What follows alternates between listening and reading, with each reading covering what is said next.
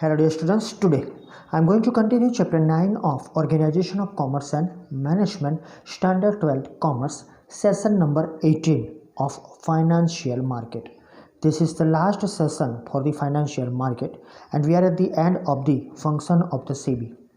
So here under the SEBI we discuss establishment of the SEBI, then after three objectives, why this particular SEBI was started, related to details and objectives we discuss, right?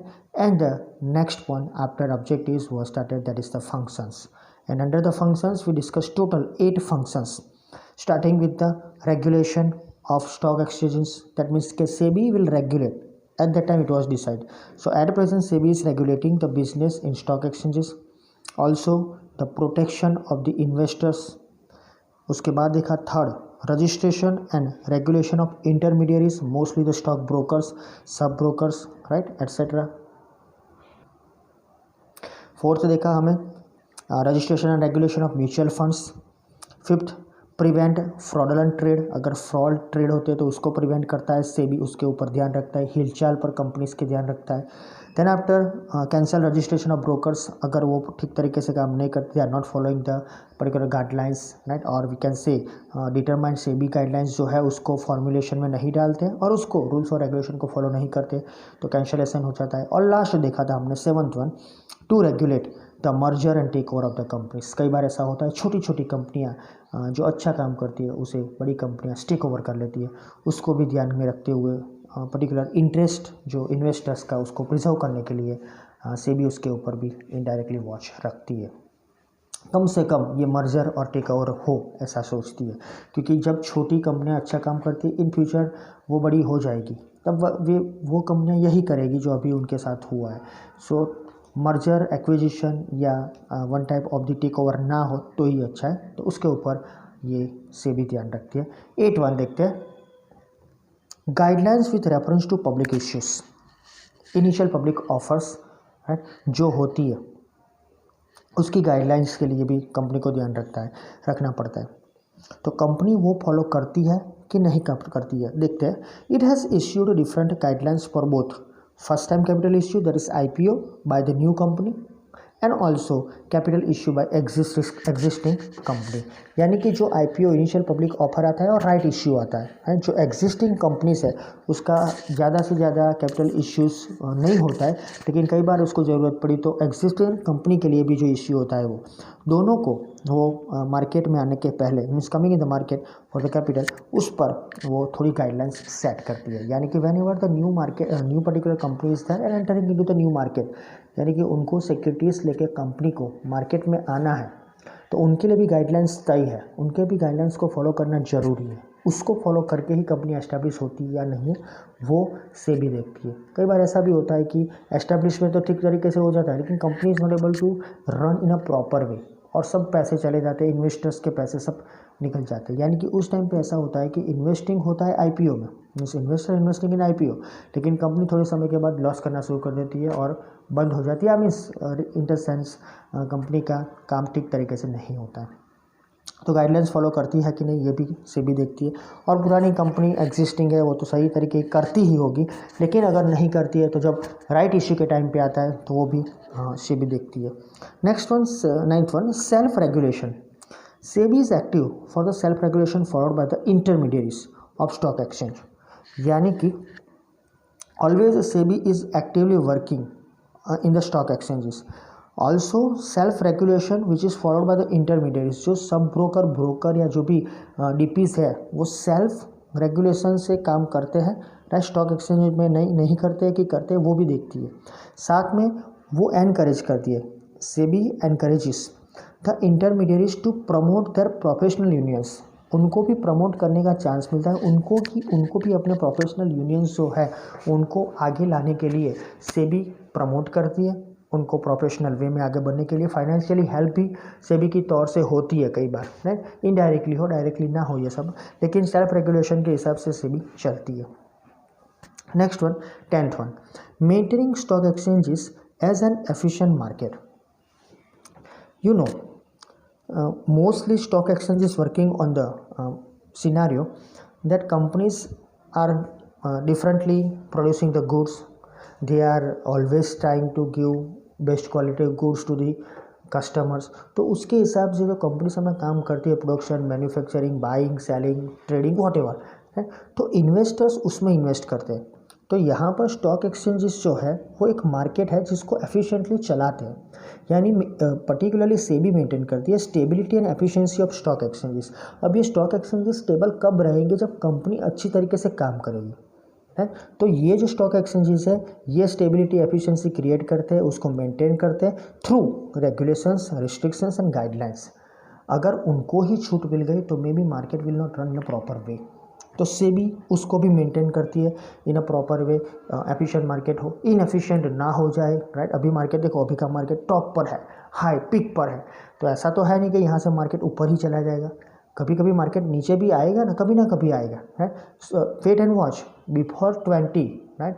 आज जो भी date है, right, आज समझ लो कि 8 के 9 है date, तो बिफोर 20 या 25 मार्केट थोड़ा बहुत नीचे आएगा। The reason is their FII selling, उनको भी पैसों की ज़रूरत है ना, उनका भी नज़दीक के मीन्स विद इन फ्यूचर अभी बोलते हैं कि 5 या 6 उसके दिन के बाद उनका भी काम शुरू होगा, उनका भी एक फेस्टिवल आएगा क्रिसमस। तो उस टाइम पे जो FIIs है, राइट, फॉरेन कंट्रीज़ के जो भी इन्वेस्टर्स हैं वो बेचेंगे, तो तब मार्केट नीचे आएगा। तो ऐसा तो नहीं है कि एफिशिएंटली सेबी ने काम नहीं किया, वो गाइडलाइंस फॉलो कर रहा है, लेकिन सेलिंग ऊपर से आएगा तो मार्केट डाउन होगा ही होगा।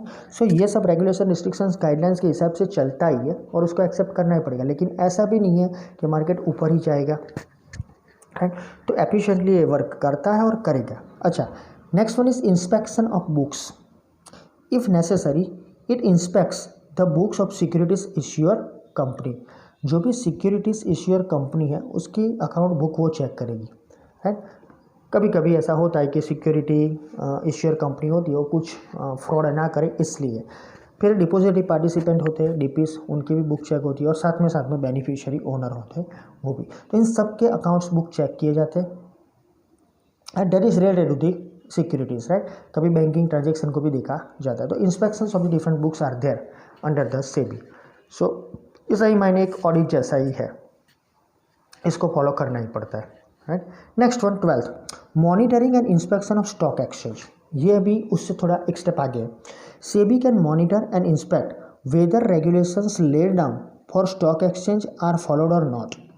यानी कि सेबी इनडायरेक्टली सब कुछ मॉनिटर करती ही है, लेकिन डायरेक्टली इस तौर पे देखा जाए तो एक इंस्पेक्शन करती है, वो कंट्रोलिंग करती है किस बारे में, whatever the regulations are there which are given or levied, right, on the different stock exchanges, they are following that guidelines or not.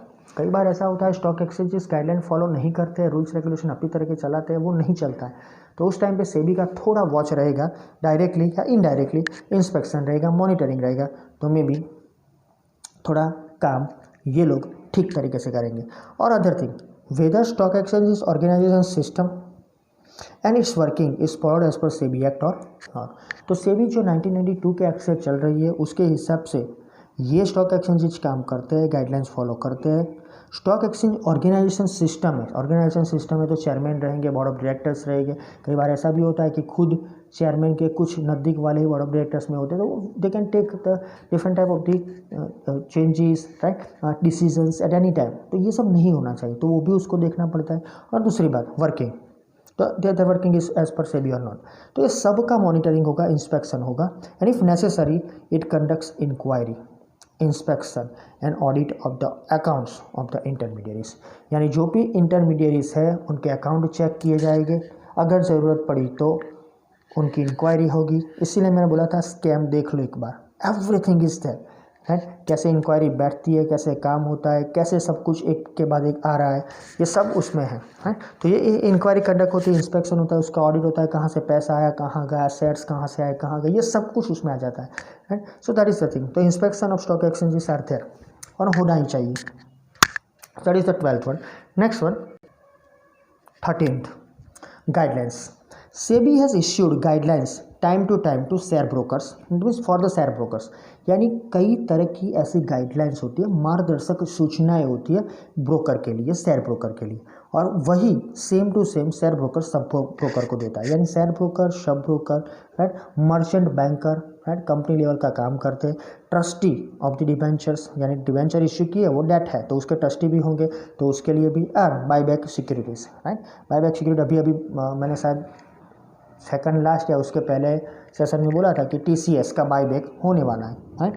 तो ये जब बाईबैक होता है तो उसका प्राइस कौन से बेसिस पर डिसाइड हुआ है। जैसे टीसीएस का प्राइस डिसाइड हुआ जब वो 1900 रुपीज़ के ऊपर था, राइट, उस टाइम पे उसका बाईबैक का ऑफर आया तो कंपनी ने बोला 3000 रुपये में बाईबैक करेंगे। कंपनी 3000 तक भाव ले गई। अब 2700 to 3000 वो चल रहा है 2600 2700 उसके बीच में चल रहा है। तो ये जो 3000 का बाईबैक दिया उसके पीछे क्या फंडा है, उसके पीछे क्या थियरी है, उनका कैपिटलाइजेशन कितना है, क्यों उन्होंने भाव दिया, उनका कैपिटलाइजेशन के हिसाब से ये सब कुछ चल रहा है, ये सब देखती है। तो buyback securities of the companies होती है। तो बाईबैक सिक्योरिटीज बाय कंपनी ये सबको ध्यान में लेती है, बारे बारे कंपनी गाइडलाइंस इश्यू करती है। ये गाइडलाइंस एक मार्गदर्शक सूचनाएं होती है, उसमें जो भी लिखा है हर एक कंपनी को फॉलो करना है, ब्रोकर को, सब ब्रोकर को, बेनिफिशियरीज को, राइट, और साथ में मर्चेंट बैंक का ट्रस्टी, सबको जो डिबेंचर के ट्रस्टी है उन लोगों को ये फॉलो करना पड़ता है। Next one 14, to obtain annual and periodical reports. See SEBI started due to the some of the problems which was there or which were there in the past. तो उसके हिसाब से सेबी को स्टार्ट किया गया था और उसका ऑब्जेक्टिव भी हमने देखा। So SEBI receives report in form of various statements for obtaining information about working and activities of stock exchanges. जो भी स्टॉक एक्सचेंजेस है वो पब्लिक कंपनी की तरह काम करते हैं, राइट। वैसे देखा जाए तो BSE NSE हमारी कंट्री में जो चल रहा है, राइट, डिपोजिटरी पार्टिसिपेंट्स जो है, राइट, जो may be we can say intermediaries है, ये सब कंपनी के तौर पर काम करते हुए पब्लिक प्राइवेट कंपनी, तो इनके एनुअल रिपोर्ट्स बनते हैं। तो ये सेबी जो है, राइट, मोस्टली ये रिपोर्ट्स रिसीव करती है, annual reports in the form of the different statements. Financial statement आपको मालूम है, राइट, और वो उस हिसाब से सब इन्फॉर्मेशन कलेक्ट करते हैं उनके वर्किंग के ऊपर, स्टॉक एक्सचेंज के ऊपर उनका क्या काम है उसके हिसाब से। अब ऑडिट करवाओगे तो सब कुछ तो बाय डिफॉल्ट चेक होने ही वाला है, तो सेबी इनडायरेक्टली ये सब चेक ही करती है, that is the thing. And last one, research work. SEBI undertakes the research work so that all the above functions can be done effectively. तो यानी ये जो सब हमने 1 to 14 फंक्शंस देखे, ये सबको आज हमने 8 से देखे, राइट, 8 से लेके 14 तक, वो सब फंक्शंस प्रॉपरली हो, इसके लिए सेबी कई बार अलग अलग टाइप के रिसर्च करवाती है, उसके एक्सपर्ट्स होते हैं, सब रिसर्च करते हैं, राइट, और उसके हिसाब से डे बाय डे कुछ नया आता है, ईयर बाय ईयर कुछ चेंजेस आता है, अमेंडमेंट्स आता है, ये सब वो प्लस माइनस करता रहता है और नई गाइडलाइंस आपके तक पहुंचती है, यानी सेबी के थ्रू ब्रोकर तक पहुंचती है, ब्रोकर के थ्रू कस्टमर या इन्वेस्टर तक पहुंचती है। तो यहाँ हमने आज देखा सेबी का जो भी फंक्शंस था वो, कई बार ये क्वेश्चंस आ गया है related to the board examination के स्टेट और explain okay what is SEBI, when it was established, which are the functions, और लिस्ट आउट द पर्टिकुलर और state the objectives of SEBI. तो ये 15 है, राइट। तो याद रखो कि सब लिखने की ज़रूरत नहीं है एग्ज़ाम में, राइट। 5 मार्क का क्वेश्चन आए शायद, वैसे तो इसमें ऐसा हुआ नहीं कि 5 मार्क का क्वेश्चन आ जाए, लेकिन आ जाए शायद इसमें से, तो ये आप 5 लिख सकते हो, राइट। 2 लाइन 3 लाइन है तो कोई प्रॉब्लम नहीं है। और अगर स्टेट बोला हो, फिर से आपको बोल दूँ, स्टेट बोला तो you have to give information related to the particular point in 1 or 2 line. आपको एक्सप्लेन किया तो 5 एक्सप्लेन कर दो, लेकिन स्टेट बोला है तो 10 लिखो और एक लाइन में उसको समझा दो, और लिस्ट आउट किया कहा है तो सिर्फ उसका लिस्ट दो, राइट। ये डिफरेंस याद रखना as per the board situation में आपको बता रहा हूँ, राइट, कैसे काम चलता है। सो यहाँ पर हम ये चैप्टर भी ख़त्म कर रहे फाइनेंशियल मार्केट का। अब जो हमारा चैप्टर बाकी है, वैसे 2 चैप्टर बाकी है, 10th and 11th, right, that is marketing management, और उसके बाद हमारा कंज्यूमर भी है, वो भी चैप्टर बाकी है, और तीसरा भी चैप्टर है एक, उसे हम बोलते हैं बिजनेस एनवायरनमेंट। लेकिन हमारे सिलेबस में 10 चैप्टर तक है, तो पहले हम 10 चैप्टर पूरा करेंगे, उसके बाद 11-12 chapter after completion of the whole syllabus, सब सिलेबस ख़त्म हो जाएगा सब सब्जेक्ट का, उसके बाद उसके वीडियो हम अपलोड करेंगे। लेकिन तब तक आप पर्टिकुलरली ये जो चैप्टर ख़त्म हुआ है उसके बारे में सोचो, उसकी एक्सरसाइज लिख लो, राइट, और 1 by 1 सब आएगा। जैसे इकोनॉमिक्स में शुरू हो गया है, राइट, पहले हमने टोटल जो भी पॉइंट्स थे बोर्ड के हिसाब से वो क्वेश्चन दे दिए, अब सेक्शन ए और बी के हिसाब से मैंने शुरू किया है, वैसा ही OCM में शुरू हो जाएगा। तो be ready for that one also in OCM। So keep in mind exercise लिखनी कंपलसरी है, और इसके बाद हम चालू करेंगे मार्केटिंग मैनेजमेंट, राइट। वो भी बहुत इंटरेस्टिंग चैप्टर है, how to sell the product और promotion, everything is there in marketing management. उसका भी ब्रांडिंग है, राइट, लेबलिंग, बहुत सारे पॉइंट्स हैं, उसको वन बाय वन हम देखेंगे। Thank you.